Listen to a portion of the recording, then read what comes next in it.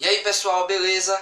Meu nome é Kevin Gomes, eu sou do 8º semestre do curso de Medicina da UNEB e estou aqui no blog de Semiologia a convite de Amandinha para falar um pouquinho sobre fraqueza muscular. Quero agradecer o pessoal do blog de Semi pela oportunidade de estar aqui e aproveitar para deixar para vocês o convite para o pessoal que interessar e que tiver afim também de acessar o canal Medicina Resumida, do qual faço parte, no YouTube, para poder ver poucos vídeos também sobre anatomia, fisiologia e histologia dos mais variados temas. Eu fiquei responsável pela divisão de sistema nervoso, por isso tive a oportunidade de ser convidado para falar com vocês aqui, beleza? Pronto, o assunto de hoje é para falar sobre fraqueza muscular. Para a gente falar de fraqueza muscular, a gente precisa ter em mente duas coisas. A primeira, não só para fraqueza muscular, mas para todo o exame neurológico, é preciso que você tenha em mente, arrumadinho na sua cabeça, nem que seja o básico, de neuroanatomia e neurofisiologia. Sem isso, o exame neurológico não vai para lugar nenhum. Não vai adiantar nada você ter N informações, porque não vai lhe servir de nada. Você não vai conseguir raciocinar em cima disso. Então você tem que saber, nem que seja um básico de neuroanatomia e neurofisiologia. Tá certo? A outro assunto é que o tema de hoje, fraqueza muscular, é um segmento do exame motor ou do exame da divisão motora do sistema nervoso. Ou seja, fraqueza muscular é um achado do exame de força muscular do grupo de exames do aparelho motor que englobam reflexos, tônus, força muscular, coordenação, marcha, padrão de musculatura e por aí vai. Tudo isso dentro do exame motor, que está dentro do exame neurológico. Então, o exame neurológico compreende, dentre vários exames, o exame motor. E o exame motor compreende, dentre vários aspectos, o teste de força muscular. Beleza? Pronto. Para deixar arrumadinho na sua cabeça, eu só quero fazer uma revisão rápida da anatomia do sistema motor, para você ter uma noção de como é importante saber a localização de cada coisa. Do córtex cerebral até a unidade, o músculo que vai ser inervado, que vai sofrer a contração, nós temos uma cascata de divisões, várias divisões a se fazer. Partindo do córtex motor primário, vai descer um grupo de neurônios que vai até a medula, até a saída, na raiz correspondente, que é chamado neurônio motor superior. E aí ele, quando for descendo, por exemplo, do hemisfério direito, ele vai passar pelo mesencéfalo, ponte, quando chega no bulbo, ele sofre o que a gente chama de decursação, ele cruza. Então a informação que sai, o comando que sai do lado direito, vai cruzar no bulbo e vai agir na musculatura do lado esquerdo. E vice-versa, o que sai do lado esquerdo vai inervar o lado direito. Tá certo? Mas esse cruzamento é do neurônio motor superior no bulbo. Quando chega na medula, que ele sai nas raízes, na raiz dorsal, para ser mais preciso, a partir dali surge um outro neurônio que vai até a musculatura se inervar, que é o neurônio motor inferior. Chegando no músculo, ele tem a placa motora, que é a associação da sinapse do neurônio com o músculo, e a partir dali, junção neuromuscular, unidade motora, músculo e por aí vai. Beleza? Perceba que em cada lugar vai ter um acometimento diferente, um grupo de achados diferentes, que são as síndromes, síndrome do neurônio motor superior, síndrome do neurônio motor inferior, e por aí vai. Tá certo? E a partir daí você raciocina qual seria a sua suspeita diagnóstica. Mas como o foco de hoje é a semiologia, vamos entrar no que interessa. O exame de força muscular compreende achados de anamnese, ou descrições de anamnese, e o próprio exame físico. Na anamnese, você tem que perguntar para a pessoa quando começou aquela fraqueza, se ela é progressiva ou não, quanto tempo ela dura, se ela é intermitente ou se ela é constante, se ela desde que surgiu piorou, melhorou, está igual, certo? Se ela tem alguma associação com outro sintoma, se ela irradia de um lugar para o outro, certo? Se ela começou em um canto e foi para outro e por aí vai. Então você tem que descrever muito bem essa fraqueza muscular que ele vai se queixar, tá certo? Quanto ao exame físico, nós podemos ter como achados da fraqueza muscular a redução da força muscular e a ausência de força muscular. A redução da força muscular é o que a gente chama de paresia. A ausência da força muscular é o que a gente chama de plegia. Então, reduziu a força, mas ainda tem alguma força muscular, a paciente está parético, como a gente chama. Ele está com paresia. Se ele está sem nenhuma força em um determinado segmento, ele está plégico, ou ele está com plegia. Mas a gente precisa também descrever aonde está essa fraqueza muscular. Então, a gente pode dizer se a fraqueza é em um membro só, que é uma monoplegia ou monoparesia, de determinado membro. Uma paresia de membro superior direito, ou monoparesia em membro superior direito. Certo? É uma descrição. Se por acaso acometem os dois membros superiores ou os dois membros inferiores, nós temos uma diparesia ou diplegia, ou também paraparesia ou paraplegia. Tá certo? Normalmente essas paraparesias e paraplegias falam muito mais para membros inferiores apenas, mas é comum ver associações com diplegia e diparesia.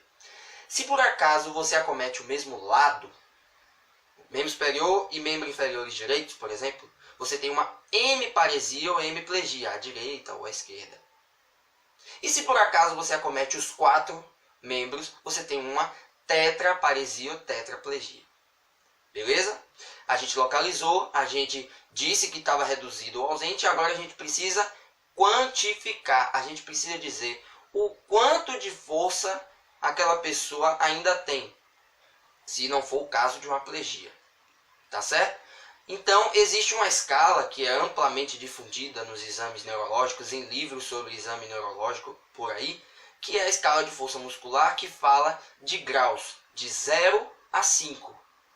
Em que de 0 a 5 a pessoa vai progredindo, vai melhorando a questão da força. Se a pessoa é grau 0, ela não tem nenhuma força muscular, é uma pessoa plégica, ela tem plegia. E óbvio, essa força muscular, quando você vai graduar, você tem que examinar os 4 membros para poder daí inferir que o paciente está com a força muscular preservada ou que ele está com a redução de força muscular em membro superior direito ou esquerdo e preservado nos demais. Você tem que examinar os 4 para daí inferir. Cada um vai ter sua graduação, de 0 a 5. 0, paciente não tem força nenhuma, está plégico. 1 é, digamos assim, eu não diria que é difícil. Com a prática você vai entendendo que é fácil. Mas é muito negligenciado esse grau 1. Porque as pessoas não costumam examinar corretamente quando vai avaliar o paciente e depois dizer que a pessoa está com grau 0, quando na verdade é grau 1. Isso faz muita diferença na hora da descrição, no prognóstico e por aí vai. Tá certo? O que é o grau 1? Grau 1 é aquela pessoa que o membro está lá parado, ele não movimenta o membro, mas você consegue ver algum músculo contraindo. Mesmo parado aqui, algum músculo está contraindo. E se você vê o músculo contraindo, você já coloca grau 1. Opa, é grau 1 pelo menos. Às vezes, e aí entra a questão do negligenciado, você não vê o músculo contrair e logo diz que é grau 0. Aí entra um outro aspecto do exame. Você não tem que só olhar, você às vezes tem que palpar. Peça para o paciente mexer o braço e vá palpando a musculatura. Porque às vezes você não vê, mas você sente contrair. E você sente o músculo contraindo aqui, opa, está contraindo. Não está mexendo, mas está contraindo o músculo. Grau 1. Certo? Quem é o grau 2? Grau 2 é aquele paciente que já consegue mexer o membro. Óbvio, ele não vai vencer gravidade. Ele vai estar só arrastando o braço. Ele só consegue... Levante o braço para mim, seu fulano. Ele não levanta, mas ele mexe o braço para lá, para cá, assim. Ó. Isso é um grau 2. Quem é o grau 3? Grau 3 é aquela pessoa que já vence a gravidade. Então ele consegue levantar sozinho. Só que se você fizer força, qualquer que seja a força, ele não consegue resistir. O membro cai. Esse é o grau 3. O grau 4 é aquele que ele vence a gravidade e consegue fazer resistência ao examinador. O examinador empurra a mão contrária e ele consegue resistir. Só que o grau 4, a diferença do 4 para o 5, é que o grau 4 ele vence o examinador, mas se o examinador fizer uma força maior, muito maior, ele não consegue resistir mais. Ou seja, ele vence consegue resistir o examinador, mas ainda não é a força ideal dele, não é a força 100% dele, que é o grau 5, força muscular preservada. Tá certo? Então, outra coisa que você tem que se ligar. Às vezes ele vence a resistência do examinador, mas essa não é ainda a força ideal dele. E aí você tem que examinar os 4 membros, avaliar o estado dele, para daí inferir se de fato é um grau 4 ou é um grau 5. Tá certo? Então é importante você ter arrumado na cabeça a descrição do exame, a descrição do grau de perda e a questão da localização, como eu falei. Então, se por exemplo a gente chegar e estiver diante de um quadro de um paciente com a fraqueza muscular em membro superior direito e esquerdo, em que ele consegue vencer a gravidade, mas não vence o examinador, como a gente vai descrever? E vamos considerar que o outro lado está preservado, está ok. Como a gente descreve? A paciente apresenta quadro de hemiparesia à direita, e aí você descreve de acordo com o que o paciente disser. Uma hemiparesia súbita à direita, grau, aí eu falei, vence a gravidade, mas não vence o examinador. Grau 3 em 5, você tem que descrever em 5, não pode só dizer grau 3, porque pode ter alguma outra escala aí de força muscular que seja uma graduação diferente. Então você tem que graduar qual seria o máximo e quanto foi a pontuação dele. Grau 3/5 ou grau 3 em 5, certo? E aí, óbvio, você tem que reforçar também que o outro lado estava preservado. Preservado à esquerda. Então vamos lá, vamos fazer completo agora para ficar arrumadinho. Paciente apresenta um quadro de hemiparesia à direita, grau 3 em 5, preservada à esquerda. Não precisa dizer 5 em 5. Se você disser que está preservado, já dá para inferir que é grau 5. Assim como se você disser que o paciente está plégico, não precisa nem dizer que é grau 0, porque já dá para inferir que ele não tem nenhuma força muscular ali. Tá certo, pessoal? Então é isso, eu espero que tenha arrumado na cabeça de vocês sobre a fraqueza muscular. Lembrando que o exame neurológico não se resume a isso, nem o exame motor se resume a isso. A fraqueza muscular é apenas uma parte do exame motor do sistema nervoso que faz parte do exame neurológico, que compreendem várias etapas. Beleza, pessoal? Então a dica que eu dou, dá uma lidinha nos livros. Se você está em dúvida de anatomia, dá uma lidinha na neuroanatomia, na neurofisiologia. Faz uma revisão rápida, não precisa também ser um expert de anatomia, mas você tem uma noção pelo menos do básico. Você já vai longe no exame neurológico. E na força muscular também é importante, porque você vai raciocinar onde está tendo o acometimento daquela doença. Tá certo? Pense, por exemplo, o seguinte, uma coisa que eu até esqueci de falar e é importante, é bom deixar claro também, é que nossa musculatura corporal, ela se divide em 3. Tem a musculatura axial, musculatura proximal e musculatura distal, pés e mãos. Qual a importância disso? Musculatura axial do tronco, do pescoço, é responsável pela nossa posição, pela nossa postura. É o que a gente aprende ao longo da infância, dos 2 primeiros anos de vida, por exemplo, quando você vê o exame de desenvolvimento neuropsicomotor, é a criancinha que primeiro fica com o pescoço durinho, reto, depois ela aprende a sentar, depois ela aprende a ficar em pé. Isso é aprender a postura, o controle postural. Quem é responsável por ela? Musculatura axial. Por toda a medula existem saídas de vias nervosas para inervar a musculatura axial. Tá certo? A musculatura proximal, ou seja, ombro e braço, ou glúteos e coxas, é a responsável pelo nosso movimento. Então, o movimento dos braços que eu estou fazendo aqui para poder gesticular para vocês é quando a gente está andando, entendeu? Quem é responsável? A musculatura proximal. Coxas, glúteo, ombro e braços. E a musculatura distal, que seria antebraço e mão, ou perna e pé, é a responsável por controles finos, movimentos mais precisos. Pegar a chave e colocar na porta, abrir a porta com a maçaneta, pegar um lápis e escrever alguma coisa, digitar as coisas no computador, tudo isso requer um controle mais refinado.